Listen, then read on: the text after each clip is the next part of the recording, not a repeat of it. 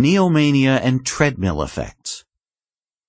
You are driving on the highway in your 2-year-old Japanese car when you are overtaken by a vehicle of the same make, the latest version, that looks markedly different, and markedly better. Markedly better?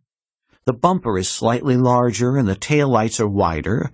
Other than these cosmetic details, and perhaps some hidden technical improvements, representing less than a few percentage points in variation, the car looks the same, but you can't tell by just looking at it.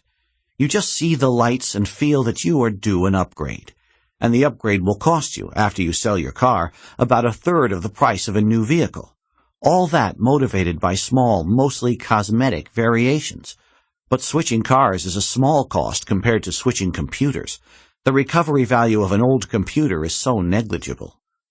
You use an Apple Mac computer. You just bought a new version the week before. The person on the plane next to you just pulled out of his bag an older version. It has a family resemblance to yours, but looks so inferior. It is thicker and has a much less elegant screen. But you forget the days when you used to have the same model and were thrilled with it. The same with a cell phone. You look down at those carrying older, larger models, but a few years ago you would have considered these small and slick. So with so many technologically driven and modernistic items, skis, cars, computers, computer programs, it seems that we notice differences between versions rather than commonalities. We even rapidly tire of what we have, continuously searching for versions 2.0 and similar iterations. And after that, another improved reincarnation. These impulses to buy new things that will eventually lose their novelty, particularly when compared to newer things, are called treadmill effects. As the listener can see, they arise from the same generator of biases as the one about the salience of variations mentioned in the section before. We notice differences and become dissatisfied with some items and some classes of goods. This treadmill effect has been investigated by Danny Kahneman and his peers when they studied the psychology of what they call hedonic states. People acquire a new item, feel more satisfied after an initial boost, then rapidly revert to their baseline of well-being. So when you upgrade, you feel a boost of satisfaction with changes in technology, but then you get used to it and start hunting for the new thing. But it looks as though we don't incur the same treadmilling techno-dissatisfaction with classical art, older furniture, whatever we do not put in the category of the technological. You may have an oil painting and a flat-screen television set inhabiting the same room of your house.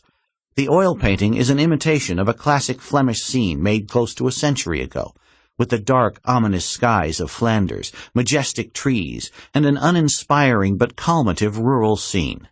I am quite certain that you are not eager to upgrade the oil painting, but that soon your flat-screen TV set will be donated to the local chapter of some kidney foundation.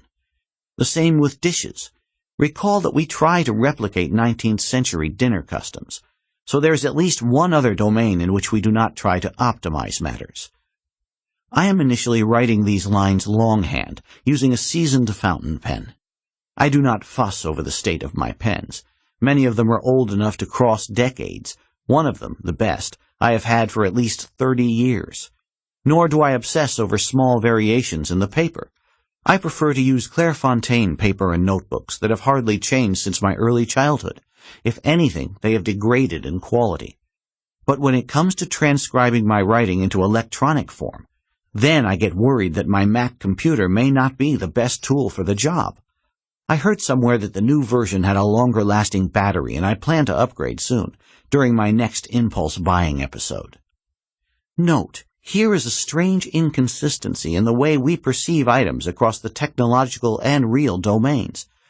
Whenever I sit on an airplane next to some businessman reading the usual trash businessmen read on an e-reader, said businessperson will not resist disparaging my use of the book by comparing the two items. Supposedly, an e-reader is more efficient.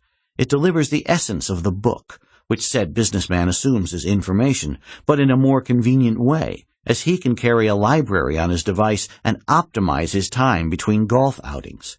I have never heard anyone address the large differences between e-readers and physical books, like smell, texture, dimension.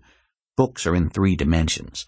color, ability to change pages, physicality of an object compared to a computer screen, and hidden properties causing unexplained differences in enjoyment. The focus of the discussion will be commonalities, how close to a book this wonderful device is. Yet, when he compares his version of an e-reader to another e-reader, he will invariably focus on minute differences,